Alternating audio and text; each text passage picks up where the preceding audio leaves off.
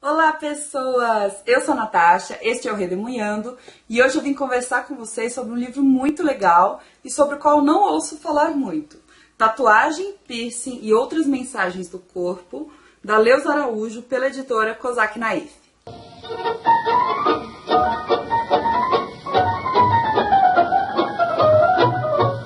Então, gente, esse daqui não é um livro muito literário, ele é um livro mais informativo e eu nunca ouvi alguém falar sobre ele, mas eu achei ele tão legal. Esse livro foi uma das boas surpresas. De vez em quando eu gosto de fazer isso. Eu compro alguns livros que eu não sei direito do que se tratam. Quer dizer, esse daqui é óbvio por causa do título, né? Tatuagem, piercing. Mas eu não sei como que ele vai abordar, nem nada, não conheço a autora.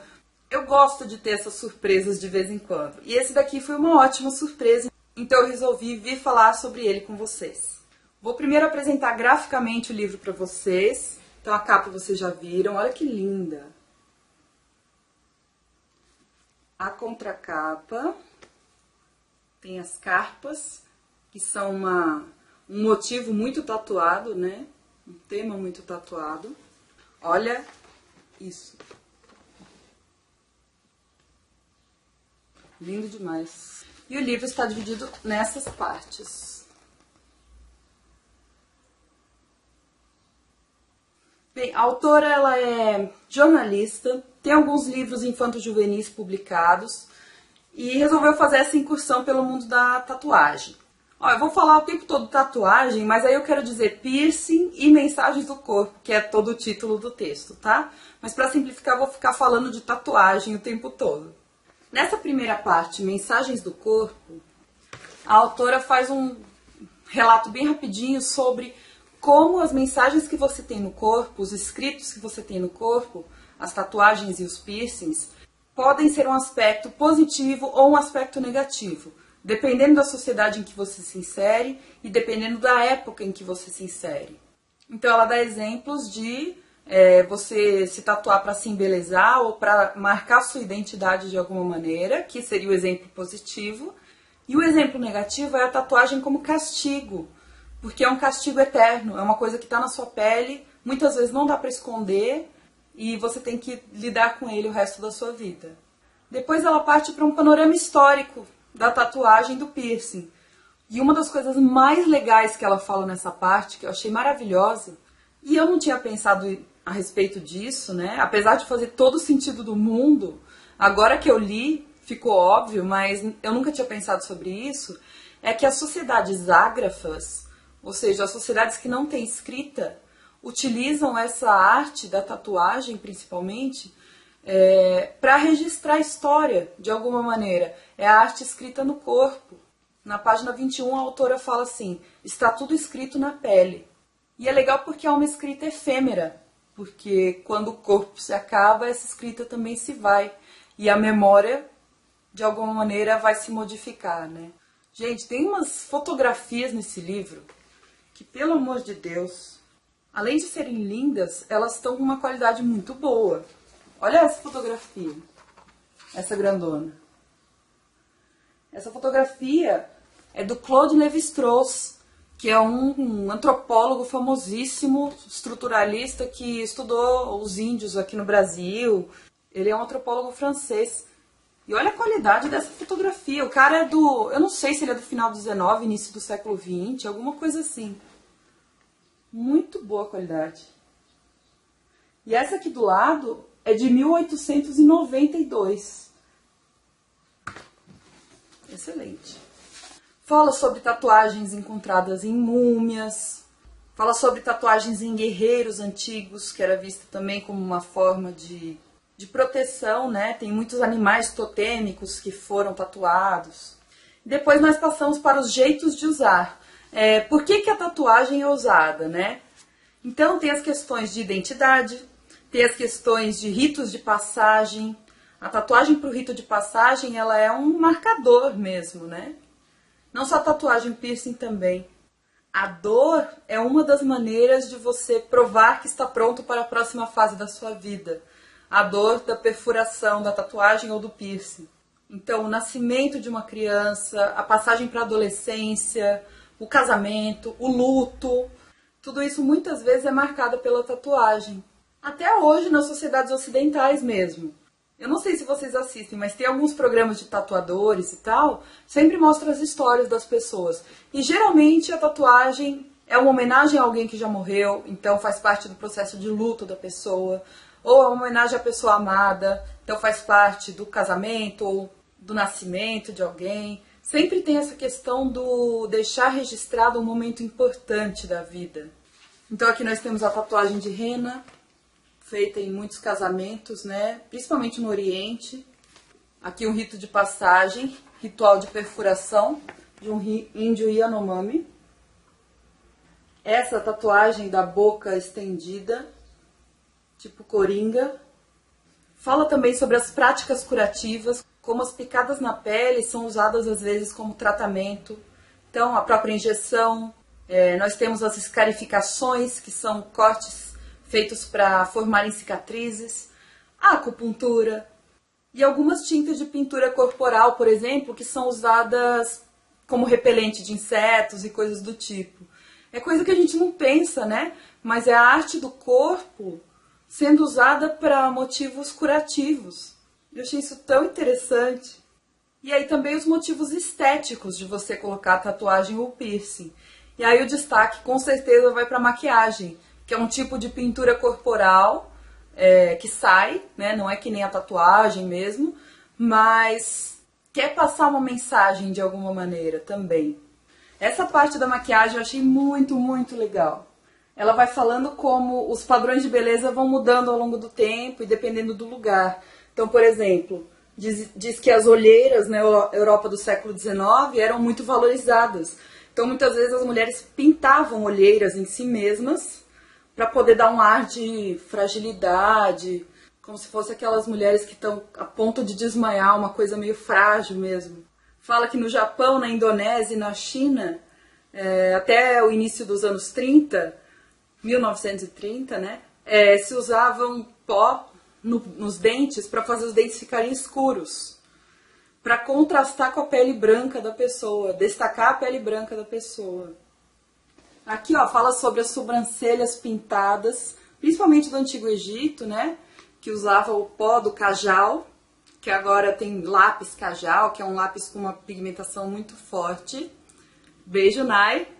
E aqui ele fala dos piercings também, onde cada grupo costuma furar e esse tipo de coisa.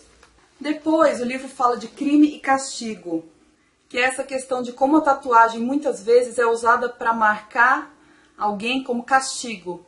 Por exemplo, em casos de escravidão, em que o escravo é marcado com tatuagem como se fosse um gado marcado, para você saber de qual senhor ele é. Principalmente em caso de fuga, né? Isso também acontecia com soldados que desertavam. Eles eram punidos com uma tatuagem bastante visível para passar vergonha o resto da vida e todo mundo vê que eles se recusaram a lutar, ou seja, que eles são desertores, né? Ainda nas questões da guerra, a gente tem os campos de concentração na Alemanha nazista, em que as tatuagens eram formas de identificar os prisioneiros. Então você tem ali números de prisioneiros. Se eu não me engano, os homossexuais eram marcados com um triângulo. Cada um tinha um símbolo. Era uma maneira de identificar os prisioneiros. Falando ainda de guerra, da Segunda Guerra especificamente, os soldados da SS, que era uma polícia especial, né, do Hitler, eles eram marcados na pele com a tatuagem com o seu tipo sanguíneo. Depois que a Alemanha perdeu a Segunda Guerra Mundial, essas tatuagens foram usadas como prova de que aquelas pessoas eram soldados do Hitler, portanto deveriam ser punidas. Então uma tatuagem que foi feita para ajudar e para mostrar a sua superioridade, entre aspas, depois serviu para comprovar a sua culpa no nazismo, né? E aí me lembrou, isso daí ela não fala no livro, mas me lembrou do Harry Potter, que os Comensais da Morte têm uma tatuagem que serve não só como identificação, mas também como forma de comunicação entre esse grupo, né? E Harry Potter é tão legal. E fala também dessa tradição que existe nas prisões de se tatuar, e muitas vezes de maneira perigosa, né? Eles utilizam os instrumentos sem esterilização nenhuma, instrumentos improvisados, e muitas vezes esses instrumentos passam doenças contagiosas de alto risco, como a AIDS e a hepatite C. Essas tatuagens feitas em prisões geralmente servem para identificar o tipo de crime que a pessoa cometeu. Ou para denunciar os maus tratos sofridos na cadeia e coisas desse tipo. Depois fala do capitão James Cook, que é um capitão inglês que foi para as ilhas do Pacífico ali, ficou conhecendo a tatuagem pelas tribos da Tailândia, da Austrália, da Nova Zelândia. Olha essas fotos do início do século XX, de pessoas maori. Olha a qualidade. Isso daqui me deixou de um jeito, porque você vê que essas pessoas são gente como a gente, elas poderiam estar vivas hoje, se não fosse a diferença de tempo, né? Muito real.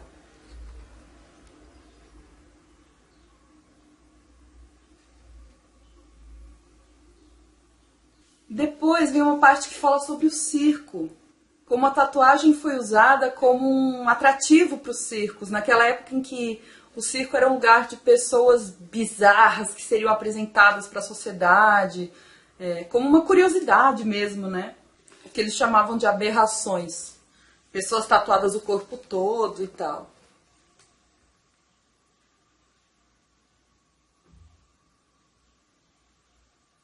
E fala também das mulheres tatuadas. Essas mulheres nessa época começaram a se destacar, porque elas eram tatuadas no corpo inteiro. E isso causava uma certa fascinação, né, na população. Tem uma coisa muito interessante que fala nesse capítulo, que é sobre o tatuógrafo. É um instrumento que se usa para tatuar eletricamente. É esse instrumento aqui. É um instrumento que foi criado em 1891. Então, se você for pegar o período, é o que a gente chama de Segunda Revolução Industrial. Logo depois, então, da energia elétrica ter sido descoberta, começaram a aproveitar essa energia para tatuar. E isso reflete um aspecto da Revolução Industrial, que é a reprodutibilidade das coisas, é você tornar a produção massificada. É uma produção rápida e que pode ser reproduzida o tempo todo, né? Não sei se a frase ficou boa, mas vai ficar assim mesmo. Depois tem uma parte chamada Atravessando o Mundo, em que mostra que a tatuagem, na verdade, foi espalhada pelo mundo por pessoas como prostitutas, marinheiros, soldados. E se você for olhar, são profissões de muito alto risco. Então a tatuagem tem um pouco esse caráter de efemeridade. Diante do perigo, diante dos riscos que aquela profissão acarreta, as pessoas querem se tatuar como uma maneira de marcar e de registrar e de tornar, de certa maneira, eterno o que pode acabar logo, que é a sua própria vida.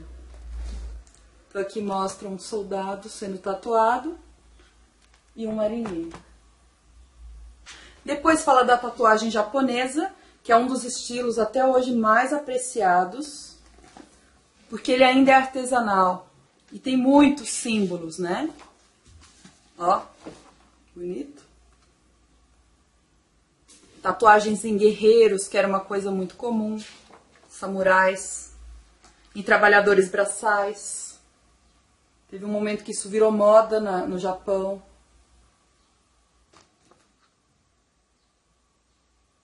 E depois, tribos e estilos. Fala de alguns grupos sociais que se destacam pelo uso de tatuagem, o uso recorrente de tatuagem. Então, por exemplo, os motociclistas, os hippies, os punks nos anos 70, final dos anos 70, começo dos anos 80, o hip hop e algumas gangues. E nessa parte do livro foi um momento em que a arte menos me agradou, porque eles fizeram algumas colagens. Sei lá, eu não achei tão bonito quanto as outras partes.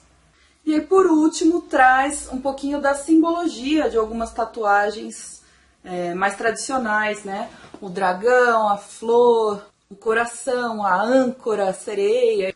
Depois tem como se fosse um manual, leia antes de usar. Então, falando um pouquinho sobre a lei brasileira, quem pode fazer, o que você deve procurar num estúdio, aquela questão toda de esterilização do material para não ter perigo de contaminação, né? E veio também com essa cartela cheia de tatuagens temporárias. Achei engraçado. Gente, então, eu achei esse livro muito bonito e bem panorâmico em relação à tatuagem. Fala de bastante coisa. Não é um livro aprofundado. Se você quiser saber, assim, muito profundamente a tatuagem, de onde veio, o que significa, você não vai encontrar resposta nesse livro. Mas se você quiser saber por cima, eu recomendo. Eu acho que é um livro com uma arte muito bonita e uma pesquisa bem feita. Eu espero que vocês tenham gostado do vídeo. Deixa aí o comentário para eu saber. Dá um curtir para me ajudar e se inscreva no canal se você não é inscrito ainda, tá? Um beijo e a gente se vê no próximo vídeo. Tchau!